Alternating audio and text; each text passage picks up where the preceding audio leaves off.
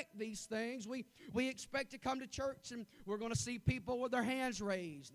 If we believe in Pentecostal worship, we expect to see some people get happy from time to time. And we expect to hear some preaching. And sometimes we may lift our voices and sometimes we may not. Sometimes the music might get a little loud and sometimes it may not. We expect things to happen, but in that atmosphere of where we are expecting, the God of heaven and earth is expecting, so much so that the Word says that the true worshipers must worship in spirit and in truth, for the Father seeketh such. So I envision Him that tonight, we don't have a lot of people with us tonight because so much sickness, but the God of glory is sitting on the edge of His throne, and the Father is seeking true worship, to worship in spirit and in truth.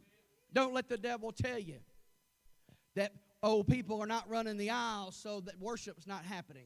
No, we have had a level of worship and an atmosphere of worship the whole time we have been here tonight. From the very first bit of the music and the song and the worship, there has been such a good atmosphere of praise and worship. I really believe God has been pleased with some worship that has happened in this house tonight. I believe God has smiled upon and He has looked in this house and He has said, I am happy because my people, I got what I expected from them. And so since I'm getting what I expect from them, they're going to expect some blessing from me. And so I'm willing to pour out some blessing upon them. Since they expecting from me, I'll go ahead and just accommodate them. And I'll pour out some blessing and encouragement and strength to the people of God.